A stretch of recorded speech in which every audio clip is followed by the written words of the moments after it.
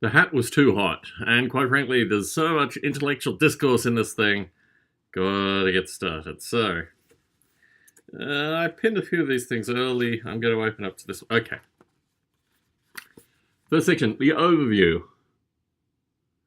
So, when people ask what Noble Ape is, I always say it's two things.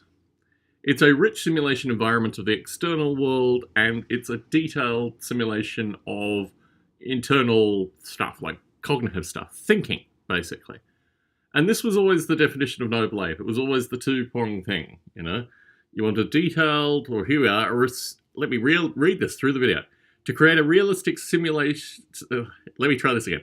To create a realistic, sustainable ecosystem within a computer simulation, and to create a reasonable method for sentient beings to exist within this simulation. They were the 2 points. I think somewhere through here, maybe on the next page even. Here we are. This is the email, or literally the partial email. Where is it? Here we are. Yep. While up here in Malaysia, I've been pulling together a DARE application like many of my recent bits of code. This came up in conversation with my friend James K. Murata, a philosophy student honours year at ANU, about simulating human desires in a computer. He said it couldn't be done.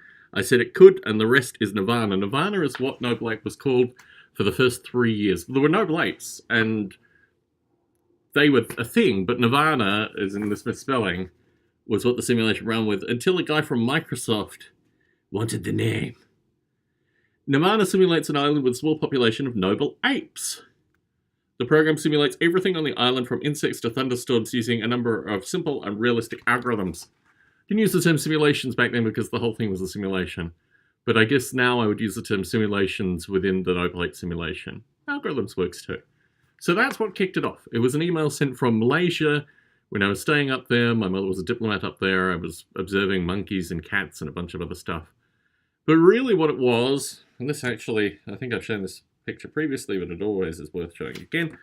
Really what it was a combination of all the prior software that I had written into one thing. It was taking these various bits of components and connecting them together. I mean, very similar actually, except I'm creating new software, but very similar to what I'm doing currently with the command line stuff. There's a command line with a Noble Ape, and I'm taking that, putting in Noble Warfare and putting in the Mushroom Boy. So this whole notion of kind of software is componentalized, and obviously you change bits associated with the interface. That was really what the early Noble Ape was about. And it's the notion of Gestalt, the profound stuff that came out of that, the interesting stuff that came out of that, was associated with the sum of the parts is greater than the whole. So if you take a whole series of parts, put them together, you actually get more out of it than just those individual parts on their own, the notion of the Gestalt. So this, I think, was probably the introduction to Noble Ape. Obviously, there's been a lot of stuff that's happened since then, but it still resounds to this day as being what the Noble Ape simulation is about. And usually, if I have an elevator pitch, if I have merely a few seconds to describe the Noble Ape simulation, I always talk about the internal world, the external world, usually the external world and the internal world in that order, and simulating it to a great degree of detail. Resolution is absolutely important because you want something which is complex enough to be interesting. You don't just want something that's like I predict this stuff's going to happen because I'm doing it this way. No, you want every possible form of complexity to be in both sides of the simulation to see what comes out of it. Anyway, that was the introduction from the original manuals with a little bit of additional text, or a little bit of additional talk.